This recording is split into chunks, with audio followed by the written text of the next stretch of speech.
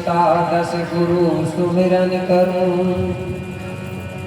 कि असुतादश गुरु सुमिरन करूं, पुनि लऊं कुपार गुनाम, सगा देवी विनती करूं, कि करो सदा कल्याण, कि अमर कोट महिमा अमित, कि पुण्य मिता सार, और पतित पावनी नर्मदा, की पाप करो नित छार, की का सुनी सत्यवाहिनी, की का सुनी सत्यवाहिनी, की लाजनी आए, कल कंकाल विनती करूं, आज बिगड़ी दयोरी बनाए, की बपावती बबलेश्वरी, की वीर विलास नाम, और पिंद्र बसनी लाज रखो, कि पूरन करियो सब काम, कि शंभु गौर कुली तुरा, कि शंभु गौर कुली तुरा, कि जाय जयंतर महिपाल, गुरुदेव गण धन मंदुरी, की जय जय सेवाभिमान। हे परम शक्ति, हे पंचतत्व प्रावेद पांच खंड धरती के राजा शंभु गौरा, धर्म गुरु पहंदी पारी को पार लिंगो बाबा, और क्रांति की देवी राजा जंगो माता, और कालंकों को काटने वाली माता कली कंकाली राय, मैं आपको कोटि कोटि बंदन सेवा जोहार करता हूँ। आप मुझे ऐसी शक्ति देना, ऐसा ज्ञान देना, जिससे कि मैं धरती पर रहने वाले समस्त जीव प्राणियों के लिए, समस्त समाज के लिए सबको सत्मार्ग बता सकूं, और सबका जीवन को सुखमय बना सकूं। ऐसा मुझे ज्ञान देना बाबा, मैं आपको कोटि कोटि बंदन नमन सेवा जोहार करता हूँ। बोलिए शंभु गौराना। यहाँ पर बैठी हुई सगा समाज होता, बहुत बहुत धन्यवाद आप सबको। शंभु से बाबा, माँ भगवती बुलादाई गौरादाई बुलादेव बुढ़ीदाई, सभी को सद्बुद्धि दे, सद्ज्ञान दे, सत्मार्ग दे, सबके तन में मन में धन में वास करे, सबका परिवार सदा सुखी रहे, यही आप सबके लिए मैं कामना करता हूँ और आपको ले चलता हूँ। कोया पुणे गोडी धर्म दर्शन के माध्यम से गोडी गाथा गोडी इतिहास की ओर सभी लोग ध्यान से सुनेंगे और अपने जीवन में उतारेंगे, तो आपका जीवन सुखमय होगा। ऐसी आशा और विश्वास के साथ आपको आगे ले चलता हूँ। धन्यवाद।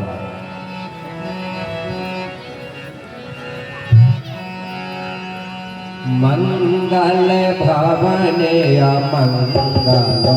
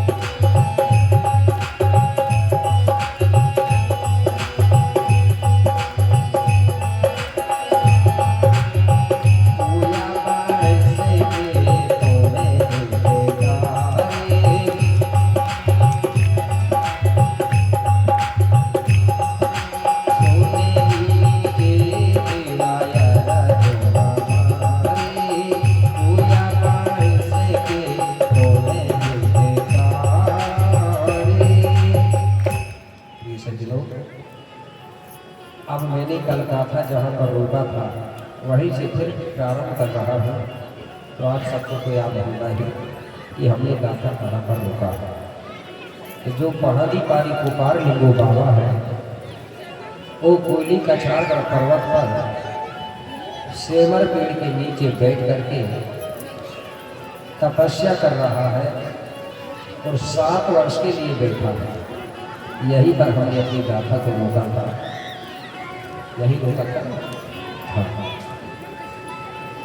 तो एक बार मैं जानना चाहता हूँ कि जो पहाड़ी पारी कुपार लिंगो बाबा है वो कौन से गणराज्य से आया था, जहाँ के राजा रानी राजा पुलसियु और हिरवा माता थे और उन्हीं का पुत्र एक कुपार बाबा कहलाया।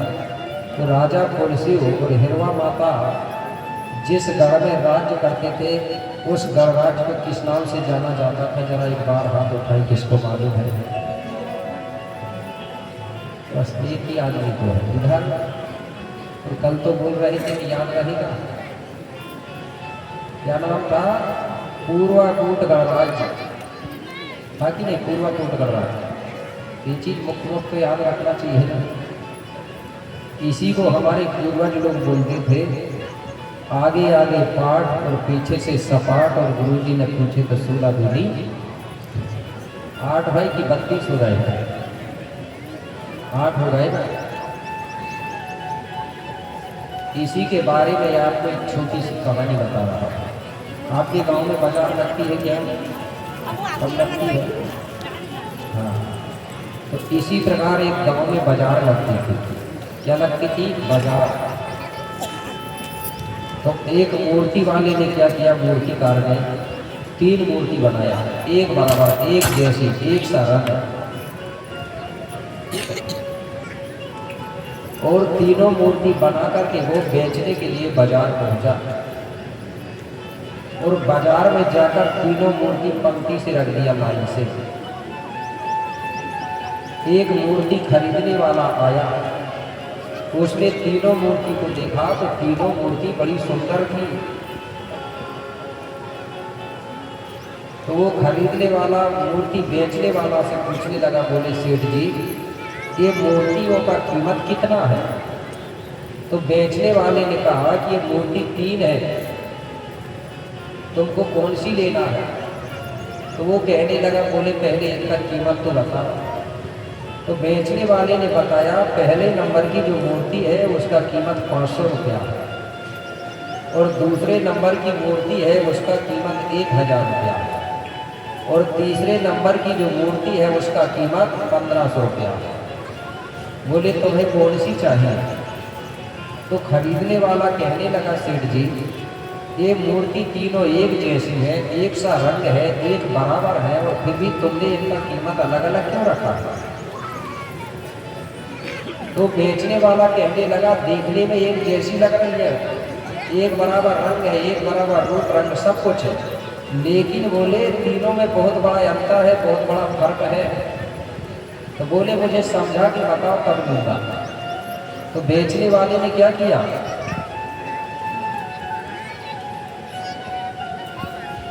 एक धागा उठाया। क्या उठाया? धागा।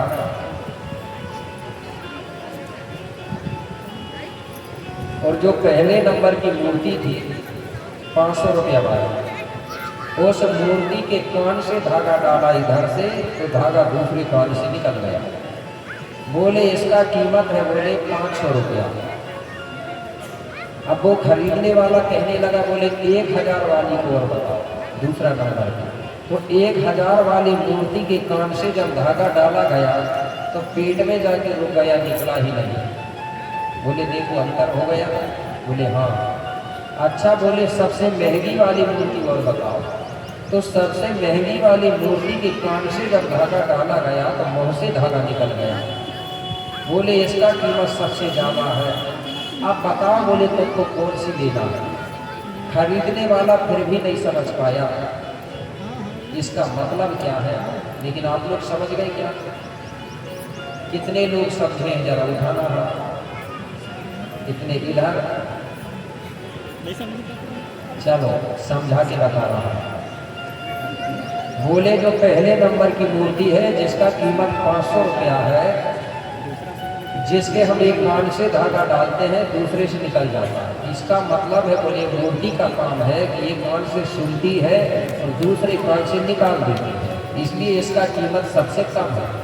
अच्छा बोले 1000 वाली का, बोले 1000 वाली में दूसरा नंबर की मूर्ति है, कान से धागा डालते हैं और पेट में जाके रुक जाता है, निकलता नहीं है। तो ये मूर्ति का काम है, कोई भी बात को ध्यान से तो सुनती है लेकिन पेट में रखी रहती है, किसी को बताती नहीं है, लेकिन सुन लेती है, बोले इसलिए थोड़ा इसका कीमत अच्छा। अच्छा बोले सबसे महंगी वाली, बोले महंगी वाली मूर्ति जो है कि कोई भी बात को ध्यान से सुनती है और फिर अपने मुंह से बताती है, इसलिए इसका कीमत सबसे ज्यादा है। तो मैं वही जानना चाह रहा था कि आप लोग कौन सी मूर्ति बनना चाह रहे हैं। 500 वाली सरल है, इधर से सुनो और इधर से निकालो, बनोगे कोई 500 वाली? कोई नहीं बनना चाहता। अच्छा 1000 वाली सुन लेंगे लेकिन किसी को बताइए नहीं, ऐसे वाले तो बहुत से लोग हो, तब तो हाथ नहीं उठा रही थे अभी, याद है, मगर हम नहीं बताएंगे, ऐसे वाले भी लोग हैं। ठीक है, कितने लोग हैं भाई जो सुन लेंगे लेकिन बताएंगे नहीं वाले? कोई नहीं। अच्छा 1500 सबसे महंगी वाली मूर्ति कौन बनना चाहता जा रहा है, इसके लिए उठाना है। कुछ महिलाएं तो कुछ भी नहीं बनना चाह रही हैं, तो कैसे बनोगे? ठीक है, मैं जो बात बता रहा हूं उसको ध्यान से सुनना होगा, ठीक है, और सुनने के बाद एक दूसरों को भी बताना है, चाहे शादी विवाह में जाओ, चाहे किसी के मृत्यु संस्कार में जाओ, चाहे बच्चे के जन्म संस्कार में जाओ, जब भी हम लोग इकट्ठे बैठते हैं तो हमको हमारी चर्चा करना चाहिए, हमारी इतिहास हमारी गाथाओं की चर्चा करना चाहिए कि गोपाल लिंगों के माता पिता क्या थे, गोपाल लिंगों ने हमारे लिए कितने साल तक तपस्या किया, ये चर्चा करेंगे तो हमारा इतिहास जीवित रहेगा। नहीं, हमारे लोग जो थे दूसरे की चर्चा करने लगते हैं। तो महंगी मूर्ति बनना है तो मेरी बात को ध्यान से सुनोगे और मेरे जाने के बाद भी एक दूसरे को ये बात बताओगे तो बराबर आप महंगी मूर्ति जैसे कीमती हो जाओगे कि नहीं हो जाओगे? आज हम लोग दादा मरकाम जी का नाम क्यों ले रहे हैं? क्योंकि उन्होंने सबको बताया है, सबको जगाया है, इसलिए ले रहे हैं कि नहीं ले रहे? तो मेरे भाई गोपाल लिंगो बाबा जो है सारा समाज के लिए सत्यता की खोज करने के लिए, सत्य की खोज करने के लिए सेमर पेड़ के नीचे तप करने के लिए बैठ गए। अब तपस्या करते करते एक दिन की बात है, गोपाल बाबा पूर्व तरफ देख रहा, पूर्व की तरफ,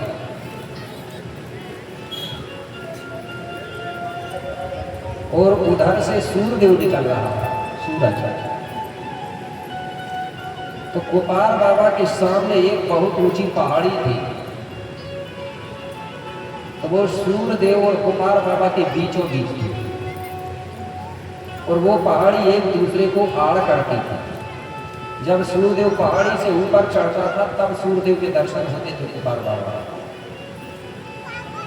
एक दिन की बात है, गोपाल बाबा इधर से देख रहा था पर्वत की तरफ और उधर से सूर्यदेव निकल रहा था।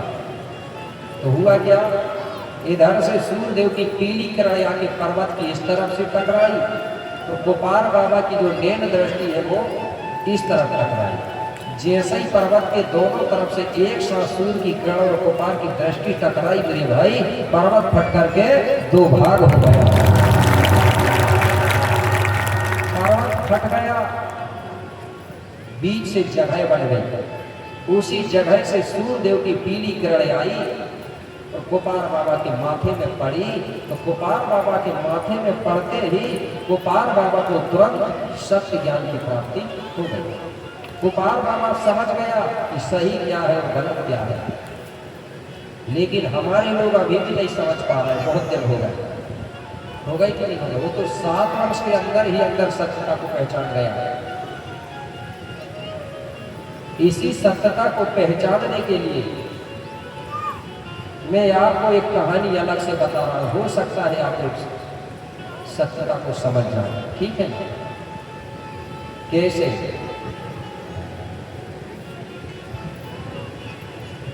हमको सत्यता जानने के लिए क्या करना है? हमारे बेटा बेटियों को पढ़ाना भी जरूरी है कि नहीं है? पढ़ाना चाहिए कि नहीं? चाहे वो एससी हो, चाहे एसटी हो, चाहे ओबीसी हो। पहले हम जैसे रहे तो ठीक है, लेकिन अब हमको पढ़ाना है। जब तक हम हमारे बेटा बेटियों को पढ़ाएंगे नहीं, तब तक वो आगे बढ़ेंगे नहीं। डॉक्टर भीमराव अम्बेडकर बोलते थे कि नहीं, शिक्षा वो शेरनी का दूध है, जो पिएगा वही दहाड़ेगा, और जो नहीं पिएगा वो जानवर जैसे चिल्लाएगा। एक जानवर सुना है आपने आवाज, रात को चिल्लाता हुआ हुआ हुआ, बॉडी में तू लिया बोलते हैं, चिल्लाता नहीं। जैसे ही दिन निकला तो पता नहीं चलता।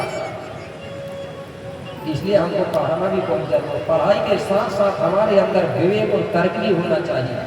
पुस्तक पढ़ने अकेले से हम सत्यता को नहीं जान सकते। पढ़ाई के साथ साथ हमारे अंदर तर्क और विवेक होना चाहिए। कैसे विवेक तर्क होना चाहिए? पढ़ी लिखी बहू के बारे में बता रहा हूँ। एक पढ़ी लिखी बहू, यहाँ भी बहुत सी बहू रानी होगी पढ़ी लिखी, है कि नहीं है? एक बार जितनी भी बहू रानी पढ़ी लिखी है, 12वीं से ऊपर जरा हाथ उठाना, कितनी है? 12वीं से ऊपर नहीं है कोई क्या? अच्छा, 10वीं से ऊपर पढ़ी वाली बताओ बहू रानी। डरना नहीं है, जो डरता है ना वो जल्दी मरता है, इसलिए डर खत्म कर दो, ठीक है? सुनो, एक परिवार था, एक गांव में। वो परिवार में बड़े मुश्किल से एक ही लड़का हुआ, मतलब माता पिता के बीच में एक ही बच्चा का जन्म हुआ। तो उन्होंने क्या किए?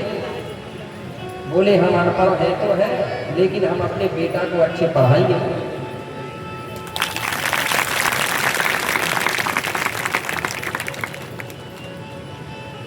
तो माता पिता ने क्या किया? पढ़ने के लिए उनको अच्छा शहर भेजे, सिटी। बोले एक ही लड़का तो है, बोले हम अच्छे से पढ़ाएंगे, भले हम नहीं पढ़े लेकिन हमारा बेटा को पढ़ाएंगे। मेरे भाई, वो लड़का भी अच्छे से पढ़ने लगा। धीरे धीरे पढ़ते पढ़ते वो लड़का ने एमए फाइनल कंप्लीट कर लिया। जब पढ़ के घर आया तो उसकी जो माँ थी वो बहुत खुश होती थी। क्यों? वो कहती थी, बोले हम तो अंगूठा छाप रहे, लेकिन हमने अपने बेटा को कॉलेज पढ़ाया। अब एमए फाइनल नहीं जानते थे पुराने लोग, लेकिन इतना जानते थे कॉलेज पढ़ा। एक दिन जो दाई है ना, लड़का की माँ कहने लगी दादा से, बोले अपना बेटा बोले कॉलेज पढ़ा है, बोले तो इसके लिए बहू भी कॉलेज वाली लाना है।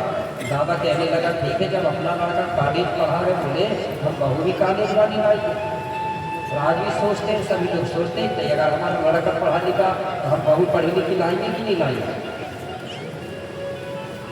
तो धीरे धीरे समय बीतते गया। कुछ दिनों के बाद में जब विवाह का समय आया तो उनको किस्मत से मेरे भाई पढ़ी लिखी कॉलेज वाली बहू मिल गई। और गांव में कोई पढ़ी लिखी नहीं थी।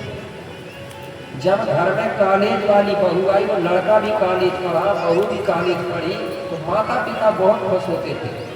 लेकिन जो बहू की सास थी वो सबसे ज्यादा खुश होती थी। और गांव में कोई पढ़ी लिखी नहीं थी। तो सास क्या करती थी? रोज सुबह सुबह गांव में 2-4 घर बैठने के लिए जाती थी। बैठने क्यों जाती थी? वो बैठने का बहाना करके जाती थी और बहू की बात बताने जाती थी। बोली मेरी बहू कॉलेज पढ़ी है, मेरा लड़का कॉलेज पढ़ा है। जिसके घर में बैठने जाए वो महिलाओं को बड़ा दिमाग खराब होता था। बड़ी बोले पढ़ी लिखी बहू ले आई तो पूरे गांव भर में डिडोरी पीटती है।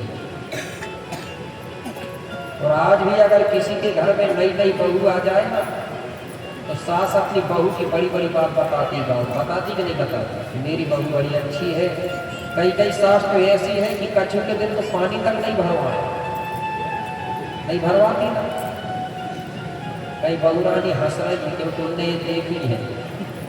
और जैसे ही पुरानी सी भाई बहू, और फिर पहले तो बड़ी बड़ी बताती मेरी बहू अच्छी, मेरी बहू अच्छी, और 2-3 साल के बाद में कहती है मेरी बहू बड़ी खराब, मेरी कपड़ा नहीं धो रही है। कहती कि नहीं कहती? मतलब नई नई चीज अच्छी लगती है समझता सब। ठीक है मेरे भाई, धीरे धीरे समय बीतते गया। कुछ दिनों के बाद में जो बहू का ससुर है उसकी उम्र हो गई, तो ससुर जी की मृत्यु हो गई। तो सास अनपढ़ थी, सास कहने लगी, बोले बहू रानी तुम्हारे ससुर जी खत्म हो गए, इसलिए इनको बोले आग में जलाना है। क्या बोल रही है? आग में जलाना है। बहू क्या बोली? नहीं बोली सासू माँ अपन गोंड है, बोले हम गोंडी धर्म संस्कृति को मानने वाले हैं, गोंडी धर्म संस्कृति में जलाते नहीं है, बोले जमीन में गड्ढा खोद के दफनाते हैं, मिट्टी देते हैं। वो बहू कह रही और सास कह रही जला देते। सास कहने लगी कौन बता रहा था? बोले मैं गोंडी कोई अपने गाथा सुनने जाती थी, बोले तो गोंडी गाथा के जो गुरुजी है बोले अपने गोंडी धर्म के, वो कह रहे थे कि गोंडी समाज में जलाना नहीं चाहिए, दफनाना चाहिए, बता रहे थे। सास क्या बोली? मैं भी तो बोले भागवत यज्ञ सुनने जाती थी, वहां तो पंडित जी बता रहे थे बोले जलाना चाहिए जब बैकुंठ मिलता है। एक ने सुनी थी भागवत यज्ञ और एक ने सुनी थी कोई अपने, बहू ने सुनी थी कोई अपने, क्योंकि पढ़ी लिखी थी। अब सास कह रही है जलाने को और बहू कह रही दफनाने को। अब चलेगी किसकी घर में? सास की चलेगी या फिर बहू की चलेगी? महिला बताएंगे। बहू की चलेगी तो हाथ उठा देना। बहू की नहीं चलती कह रही महिला, सास ही की चलती है कि नहीं सास? हाँ कह रही है। तो सही बात भाई, वो घर की सियानी है, मुखिया है, तो उसी की चलेगी ना, चाहे वो अनपढ़ रहे हैं। वो बात सास भी अनपढ़ थी, और जब तुम सास बन जाओगी तो फिर तुम्हारी भी चलेगी, नंबर सबका आएगा। ठीक है, तो आखिरी में सास ने नहीं मानी, जबरदस्ती मेरे भाई उसको जलवा दिया। जलाने के बाद उसकी राख और हड्डी जो है उसको नदी में बहवा दिया। इसके बाद लड़का से बोली कि बोले बेटा जा बोले गुरुजी के पास बोले और पूजा सामग्री की लिस्ट बनवा के ले आना।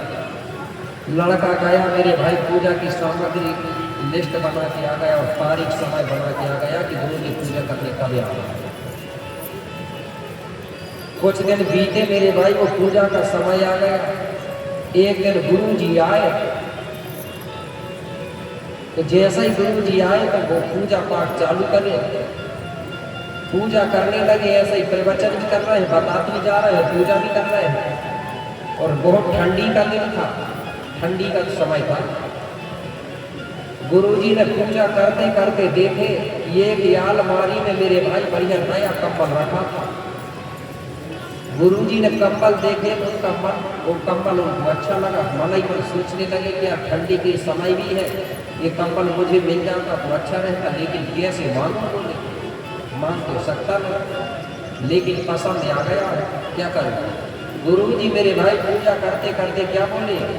बोले जो जजमान गुरु को कंबल दान करता है उनके पुरखों को बैकुंठ में ठंड में कंबल ओढ़ने को मिलता है। कुछ तो करना पड़ेगा ना।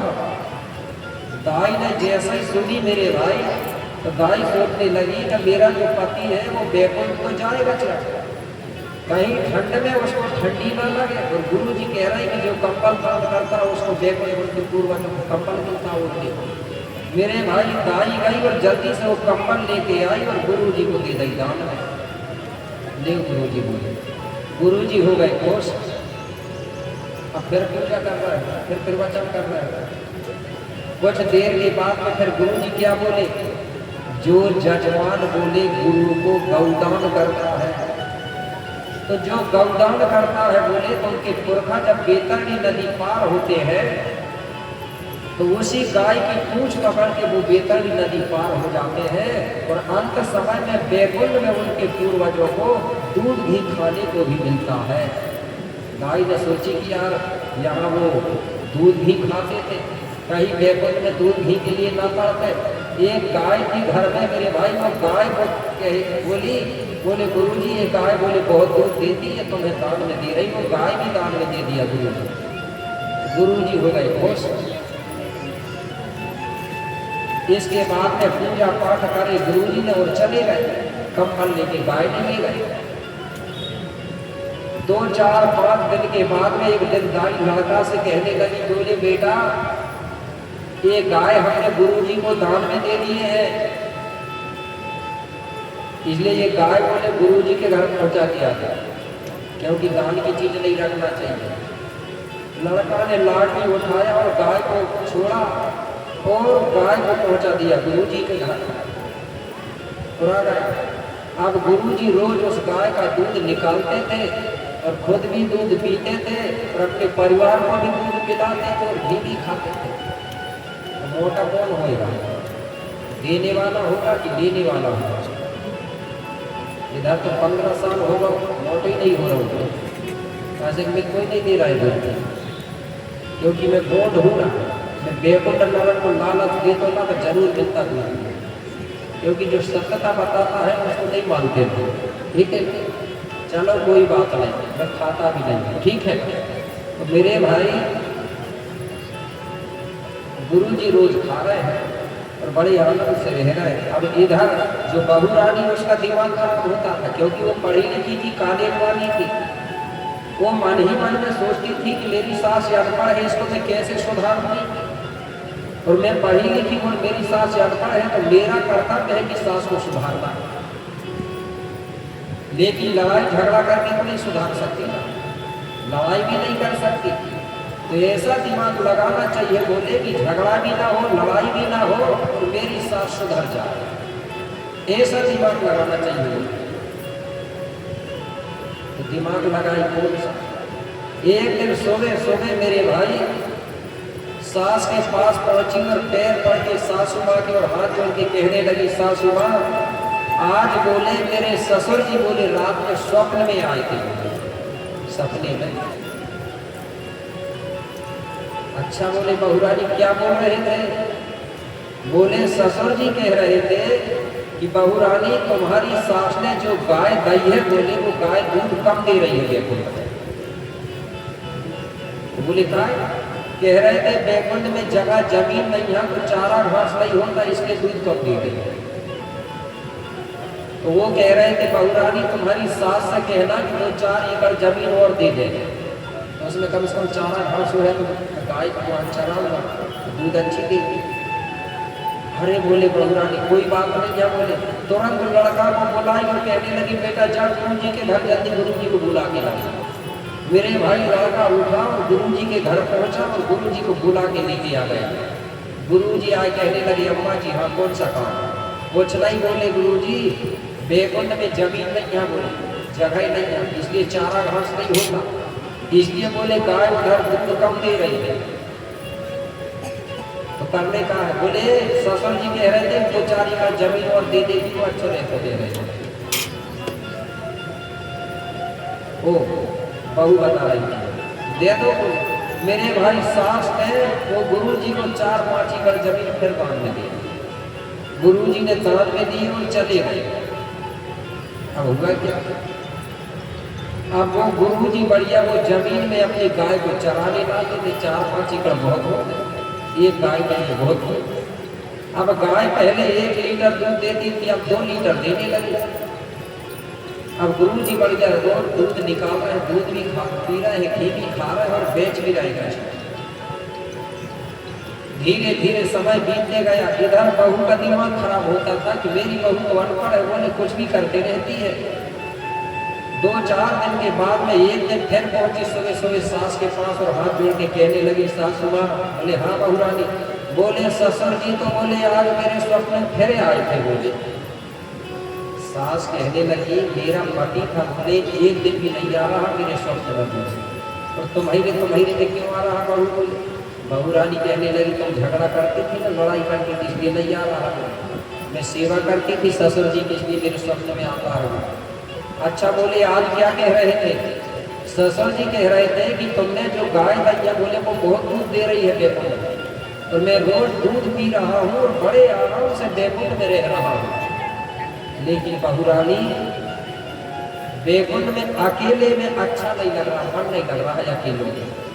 तो क्या कह रहे थे बहुरानी, अकेलों में मन नहीं लग रहा है। बोले एक काम करो, तुम्हारी सास को और पहुंचा दो यहीं बैकुंठ, तो हम दोनों रहे हैं, कह रहे थे। अब सास मेरे भाई इधर उधर देखने लगी। बोले बहुरानी कैसे कैसे जाऊंगी बैकुंठ? बोले बहुरानी कहने लगी जैसे गाय गई है, जैसे कंबल गाँव है, जैसे जमीन गई है, वैसे तुम भी चली जाओगे। अब सास कहने लगी बहुरानी बोले तू इतना भी नहीं जानती। बोले कंबल तो गुरु जी के घर गया है, और गाय भी गुरु जी के घर गई है, और जमीन भी गुरु जी के घर गई, और मैं भी जाऊँगा वहाँ जब गुरु जी के घर को। तो बहू कहने लगी कि यही तो बता रही थी सासुआ कि बैकुंठ कोई नहीं जाता, बोले सब गुरु जी के घर जाता है। बोले मेरे भाई सास को समझ आ गई, उस दिन से नरक बैकुंठ के चक्कर छोड़ गए। लेकिन हमारे लोग नहीं छोड़ रहे, वो लगे हैं कि हम नरक जाने हैं, बैकुंठ जाने, वो उसी के चक्कर में लगे हैं। दाना दान के हम भाई दे देखे उनके दान, और कमा कमा के कौन मर रहे हैं और उनको बन रहा है काम। ये विरोध नहीं है, सत्यता की बात बता रहा हूँ, नहीं तो कुछ लोग विरोध करें। ये सत्य है कि नहीं? ये सत्यता। तो हमारे में कोई बैकुंठ है ना, स्वर्ग है ना नरक है। हमारे कुल का मरने के बाद दूल्हा देव बनते हैं, वो स्वर्ग बैकुंठ नहीं जाते हैं। ठीक है, जाते हैं जिसकी धर्म संस्कृति में जाते होंगे तो उनको मान ले दो, हमारे में नहीं जाते तो मैं बता रहा हूँ। ठीक है, तो ठीक है ना। अब तो नहीं लगोगे बैकुंठ नरक के चक्कर, ये नहीं है, कहीं नहीं है। होते तो सबके लिए होते, मुसलमान के लिए भी होते, क्रिश्चियन के लिए भी होते, बौद्धों के लिए भी होते, ये कई समाज के लिए क्यों? ठीक है, जबकि सभी समाज एक ही माता पिता के हैं, तो सबकी व्यवस्था एक होना था कि नहीं? ये व्यवस्था सिर्फ आदमी ने बनाया, भगवान ने नहीं बनाया है। ठीक है, तो मेरे भाई गोपाल बाबा 7 साल में सब और असर को समझ गया है कि सही क्या है और गलत क्या है। जैसे ही 7 वर्ष पूरे हो गए, 7 वर्ष के बाद में हुआ क्या? जैसे ही 7 वर्ष हुए मेरे भाई, और उसी समय वहां पर रायता जग्गूबाई पहुंची, कहाँ? गोपाल बाबा के पास। और पहुंच करके क्या करती है कि उसी समय वहां पर आज जग्गूबाई आई है, और हाथ जोड़ विनती कर लिंगों से बचने सुनाई है। हाथ जोड़ के खड़ी हो गई और गोपाल बाबा से कहने लगी बाबा मैं आपके पास कुछ काम लेके आई हूँ। बोले देवी कौन सा? बताइए। बोले बाबा जो गली कंकाली दाई के 33 जो बच्चा है, उन 33 ही बच्चों को सबूत से बाबा ने कोयली कछाड़गढ़ की गुफा में 12 साल के लिए बंद कर दिया है। इसलिए तुम हमारे साथ चलो, तो वो 33 कोट बच्चों की गुफा से निकाल कर मुक्त कर दो बाबा। बस मैं यही निवेदन करके आपके पास आई हूँ। गोपाल बाबा कहने लगा, बोलिए कली कंकाली दाई कौन है और 33 कोट बच्चों को जन्म इसने कैसे दिया? ये 33 बच्चों की माँ कैसे बनी? सबसे पहले वो कली कंकाली दाई का जीवन परिचय सुनाइए। वो कली कंकाली दाई कौन है, इसके बाद में जाने के लिए तैयार है। तो जग्गूबाई कहने लगे ठीक है, तो बाबा पहले मैं आपको कलिया दाई की गाथा सुना देती हूँ, फिर चलोगे? बोले हाँ फिर चलूँगा। तो जग्गूबाई ने कली कंकाली दाई का पूरा परिचय एक तरफ से पूरा बताया। तो क्या बताया मैं वही बात आपको भी बता दूँ कि कली कंकाली दाई कौन है और ये 33 बच्चों की माँ कैसे बनी। इसके बाद में फिर गोपाल ने तो बच्चों को गुफा से मुक्त करेगा निकाला। ठीक है, तो सभी लोग ध्यान से सुनेंगे। बताया जाता है कि जो कली कंकाली दाई की गाथा को ध्यान से सुनता है तो माता कली कंकाली दाई उनके कान कालंकों को काट देती है और उनका जीवन पर सुखमय होता है। तो सभी लोग ध्यानपूर्वक सुनेंगे। ठीक है, यही गाथा को सबसे पहले किसने बताया था? गोंड राजा बीरसा जत्रा जी और समस्त गोंडियन समाज ने गुरु विक्रमदेव के बुखार के से सुना। तो गुरु विक्रमदेव कहने लगे राजा से, क्या गुरु विक्रमदेव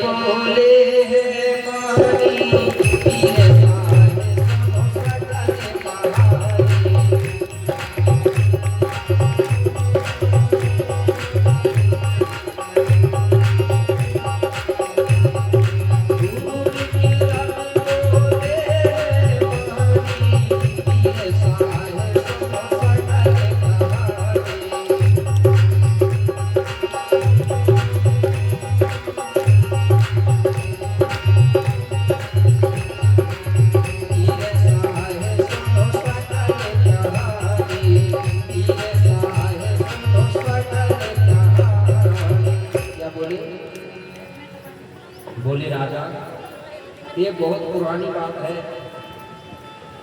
जैसे आज चंद्रपुर कहा जा रहा है ना, उसी चंद्रपुर में, उसे पहले चांदागढ़ बोलते थे, उसी चंद्रपुर चांदागढ़ में यदमानपुरी यवतमाल में आता है, उसी के अंतर्गत वहीं की एक गाथा है, वहीं की कहानी है। कैसे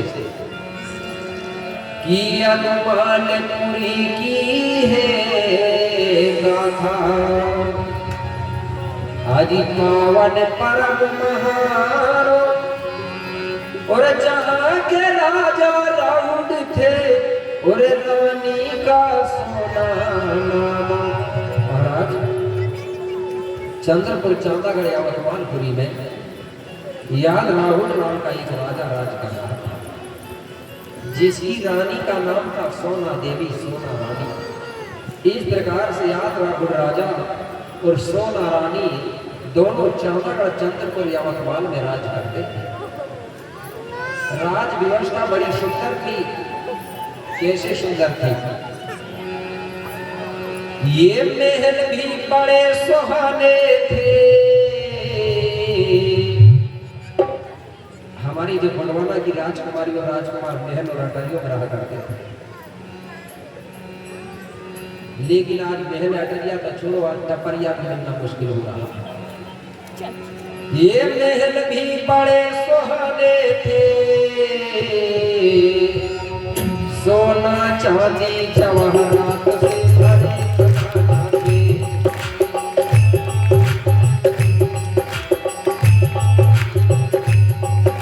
सोना चांदी जवाहरात से भरे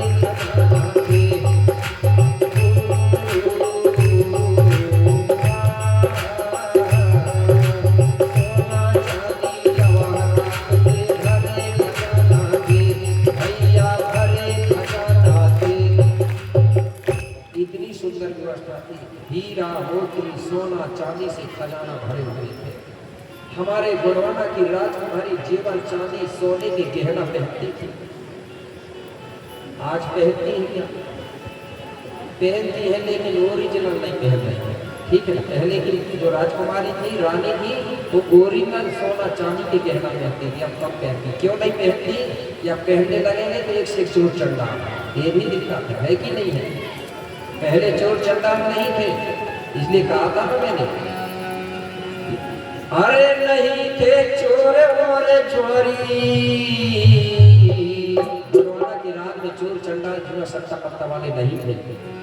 अरे नहीं थे चोर और चोरी, घर में ताला नहीं लगता था।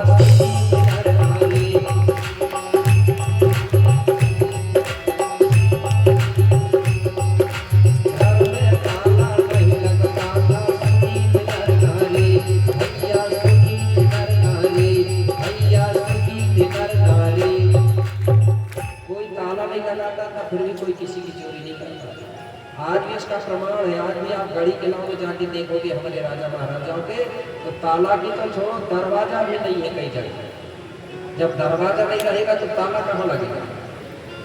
क्यों? उस समय सब लोग ईमानदार थे, सब लोगों के हृदय में सेवा भाव समाया हुआ था। कोई किसी की चोरी नहीं करता था। चोर ही नहीं थे। क्यों नहीं थे चोर? क्योंकि उस समय कोई दारू शराब जुआ सट्टा नहीं खेलता था। जहाँ दारू शराब जुआ सट्टा होता है, वहीं पर चोर पैदा होता है।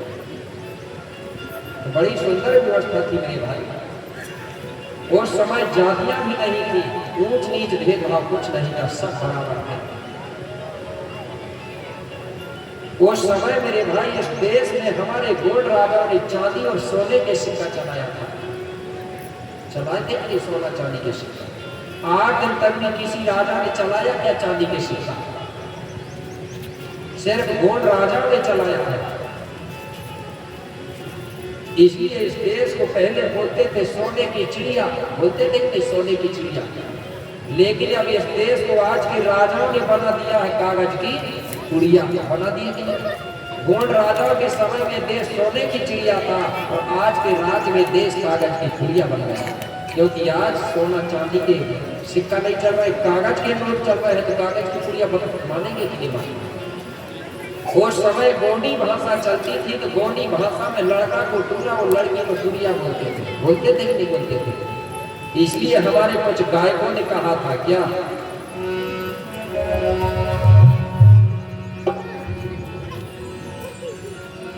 कि जिस समय महलों में रहती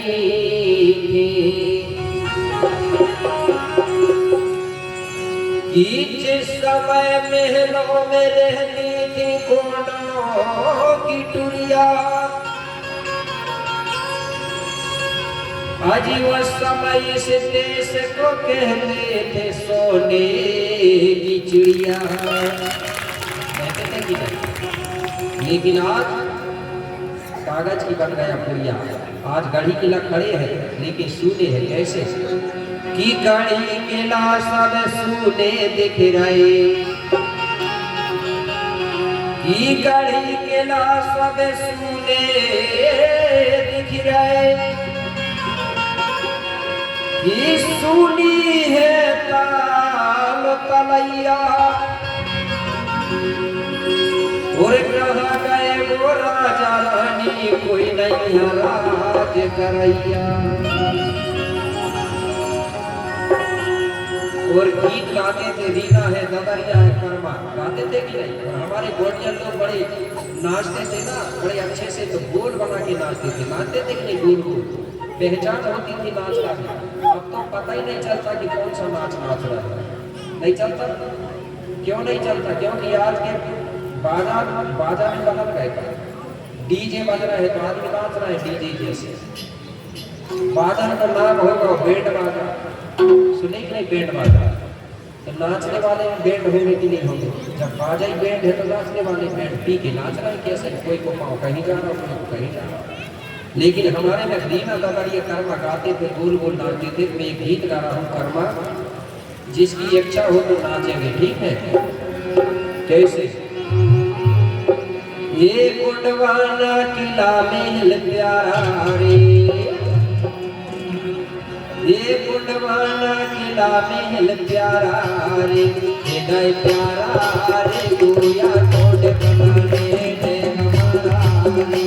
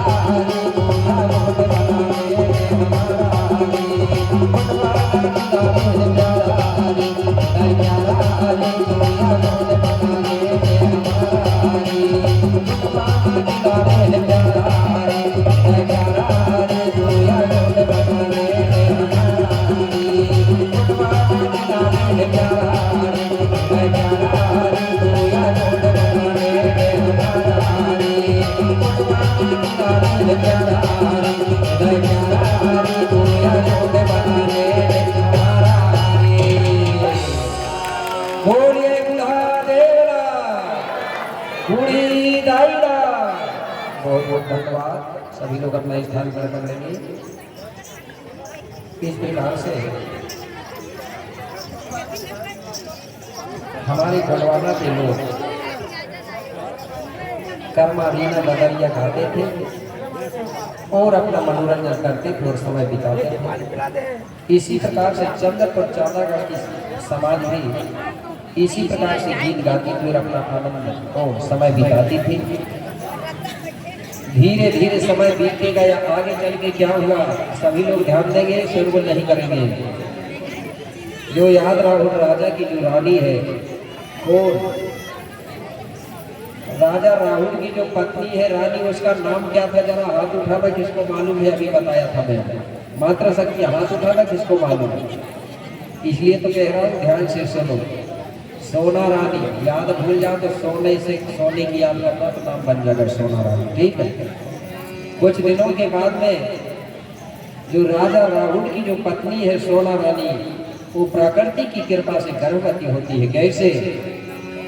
अरे गर्भवती भई है महारानी रानी रानी, कुछ दिनों के बाद में गर्भवती भई है महारानी।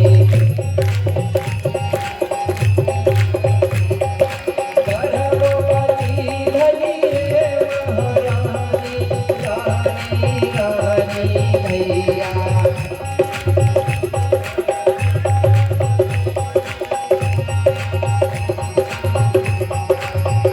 हरिता माही पे सत्य भाई राजा रानी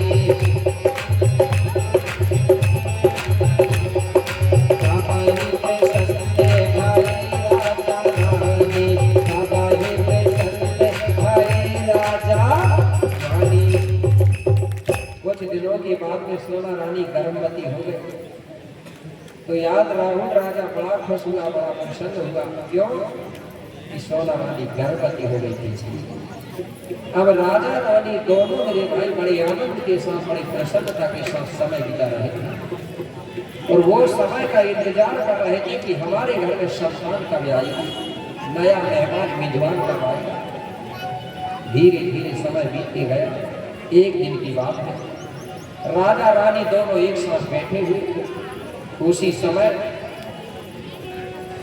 राजा रानी से कहने लगा, बोले रानी आपका जो समय है ना गर्भवती का समय है, गर्भावस्था का। इसलिए रानी मैं आपको एक बात बता रहा हूँ, आप मानोगी कि नहीं मानोगे? अगर मानोगी तो बताऊंगा और नहीं मानोगी तो नहीं बताऊंगा। रानी कहने लगी, स्वामी आप मेरे पति हो और पति ही महिला का गुरु कहलाता है और आपकी बात नहीं मानूंगी तो फिर मानूंगी किसके की? जरूर मानूंगी महाराज, बताओ। महिला ध्यान देना, तुम्हारे पति ने बताया है कि नहीं बताया है, लेकिन वो राजा अपनी रानी को बता रहा है। क्या बताया उसने अपनी पत्नी को? वो कहने लगा, रानी आपका जो समय है गर्भ अवस्था का है, इसलिए गर्भवती महिलाओं को किसी की भी चुगली नहीं करना चाहिए और गर्भवती महिला को बार बार किसी से लड़ाई झगड़ा नहीं करना चाहिए, मन में टेंशन नहीं लेना चाहिए और गर्भवती महिला को चोरी भी नहीं करना चाहिए और गर्भवती महिला को खराब बात नहीं सुनना चाहिए, अगर सुनना है तो अच्छी बात सुनना चाहिए। रानी कहने लगी, महाराज इससे होता क्या है? राजा कहने लगा, रानी जो महिला गर्भ अवस्था में अगर चोरी करती है ना तो उसका बच्चा भी चोर निकलता है, उसका असर गर्भ पर पड़ता है। जो महिला गर्भ अवस्था में अगर किसी की चुगली करती है तो जब बच्चे का जन्म होता है तो वो भी चुगलखोर निकलता है। जो महिला गर्भ अवस्था में लड़ाई झगड़ा करती है तो उसका बच्चा भी लड़ाई झगड़ा करने वाला होता है, तो इसका असर पड़ता है। आपने सुना होगा या अभिमन्यु के बारे में? सुना ही नहीं। वो गर्भ में था, उसने चक्रव्यूह के बारे में सुन लिया था। तो सभी महिलाओं से निवेदन है, पहले जैसा भी हुआ तो हुआ, अब ध्यान रखना गर्भ अवस्था में जो महिला जैसा कर्म करती है उसका असर गर्भ पर, बच्चे पर पड़ता है। तो तुम्हारे पतिदेव ने कभी ऐसी बात बताया है कि नहीं बताया? अगर किसी ने बताया होगा तो उठाना हाथ जरा। कोई हाथ नहीं उठा रही, वो मना ही पर कह रहे कि गुरुजी उनको तो कहा 10 मिनट भी हमारे साथ बैठा, टाइम ही नहीं है तुम्हारा बताएगा, है कि नहीं बात सही? तो मेरे भाई पति जैसा चाहे अपनी पत्नी को बना सकता है, तो ये बात बिल्कुल सही है। तुम टीवी में जैसा सीरियल देखोगे ना गर्भावस्था में तो बच्चे को उसका असर पड़ेगा, जब पैदा होगा बच्चा का जन्म होगा ना, जैसे तुमने सीरियल देखी टीवी में ना वैसे ही करो, एक्शन करेगा, करेगा कि नहीं करेगा? आजकल लड़कों को देख रहे, आपके घर भली ना रहे हो, लड़का तो दिख भी नहीं रहे ज्यादा, लड़की ज्यादा दिख रही है और संख्या ही कम हो गई है लड़कों की। मुझे मालूम उपाय नहीं आ रहा है क्योंकि थोड़ी थोड़ी लेट हो रही है। गुरुजी बंद ना करवा दे, सोचा था। ठीक है, तो मेरे भाई राजा रानी को समझा रहा, रानी ने राजा की बात मान गया। अब रानी बड़े आनंद के साथ समय बिता रही है, प्रसन्नता के साथ समय बिता रही है। धीरे धीरे समय बीतने गया। एक दिन रानी राजा से कहने लगी, स्वामी जब से मैं गर्भवती हुई हूँ ना तब से मेरी कभी कभी ऐसी इच्छा होती है खाने के लिए अच्छी चटपटी चीज मिल जाए।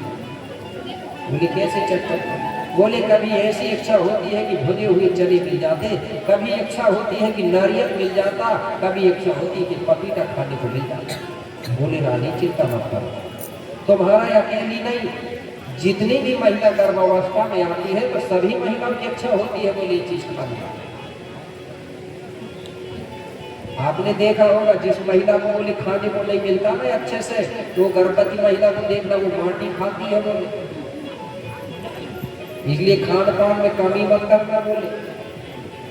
आपने भी देखा होगा और आपने नहीं देखा तो महिला को तो मालूम जरूर होगा, होगा कि नहीं होगा। गर्भावस्था में बहुत सी महिलाएं माटी खाती, क्यों खाती? जिसको खाने के लिए अच्छे से भरपूर भोजन नहीं मिलता पूरी तरह से, क्योंकि जो मिट्टी होती है उसमें लोहा पाया जाता है, लोहा से हड्डी बनती है। इसलिए तो पहले के लोग मिट्टी के बर्तन में खाना खाते थे तो उसकी हड्डी मजबूत होती थी कि नहीं होती थी। अब टीन के में खा रहे हैं तो हड्डी कमजोर होगी कि नहीं होगी? तो मिट्टी में लोहा होता है, इसलिए महिला को उस समय अच्छा लगता है, क्योंकि बच्चे की हड्डी का जब विकास होता है गर्भ में तो उसको मिट्टी अच्छी लगती है। तो बोले रानी आप खाने में बिल्कुल कंजूसी मत करना, जो चीज की इच्छा हो तो मुझे बता देना। तुम चना कहोगी मैं चना भरवा के खिलाऊंगा, पपीता कहोगी पपीता खिलाऊंगा, जो मांगोगी वही मैं व्यवस्था करूंगा, क्योंकि मैं तुम्हारा पति हूँ। और पति का कर्तव्य है कि अपनी पत्नी की पूरी तरह से खान पान पे ध्यान रखना। नहीं तो पता चला कि पत्नी को खाने को अच्छे से है कि नहीं है, दारू पहले कई लोग हैं कि नहीं ऐसे। अगर 100 रुपया 110 रुपया महीना में अगर 100 रुपया की दारू पी जाए आदमी, महीना में 100 की पीता ही नहीं हो, महीना में कम से कम 1500 की जरूर पी जाएगा कि नहीं पी जाएगा। अरे 100 रुपया में फिर भी मिलती होगी, नहीं मिलती है? 100 रुपया की दारू मिल रही है, दूध कितने का मिलता है इधर? 40, 45, 50 की एक बाटल दारू में 2 लीटर दूध आएगा तो घर भर के खाएंगे तो दिमाग अच्छा रहेगा कि नहीं रहेगा? लेकिन दूध खरीदने के लिए कंजूसी और दारू के लिए कोई कंजूसी नहीं। रोज दूध पी सकते हैं आप लोग, पी सकते हो कि नहीं पी सकते? अगर दारू बंद करेंगे तो 2 लीटर दूध आएगा। तो मेरे भाई राजा कहने लगा खाने में बिल्कुल कंजूसी मत करना। अगर तुम अच्छा खाओगी बढ़िया खाओगी तो तुम्हारा जो बच्चा है ना वो हष्ट ताकतवर होगा, ज्ञानवान होगा। और जिस महिला को खाने में कमी हो जाती है ना तो उसके बच्चे अपंग भी हो सकते हैं, हाथ पाँव से भी अपंग हो जाते हैं, दिमाग से भी अपंग हो जाते हैं। इसलिए गर्भवती महिला के लिए खाने पर बहुत ध्यान देना चाहिए, खान पान पर। नहीं तो बैठे हैं आंगनबाड़ी के भरोसे, बोले सरकार तो दे रही कथा। ठीक, अरे अब उधर से जितना मिल गया तो ठीक है, लेकिन अपना काम है ना वो पूरी करना, तो उसी के भरोसा रहेंगे। अगर तुम खान पान में ध्यान दोगे तो तुम्हारे बेटा बेटी हर कुछ ज्ञानवान ताकतवर पैदा होते हैं। ठीक है, तो रानी जब बनती थी चना तो चना खिला, नारियल बनती थी नारियल, जो चीज रानी बनती थी राजा पूरी व्यवस्था करता। कई महिलाएं गर्भवती में होती है ना, कई तो सोचती है यार अच्छा मुर्गा मिल जाता, सोचती कि नहीं सोचती? जो खाती है वो तो धीरे धीरे समय बीतते गए। एक दिन रानी कहने लगी महाराज चना खा खा के, पपीता खा के, नारियल खा के तो मैं थक गई हूँ, अब तो कोई दूसरी चीज बदल के खाने की इच्छा है। बोले क्या खाओगी आप? बोले महाराज अब तो ऐसी इच्छा हो रही कि अच्छी चटपटी भाजी मिल जाती। बोले कौन सी भाजी? भाजी।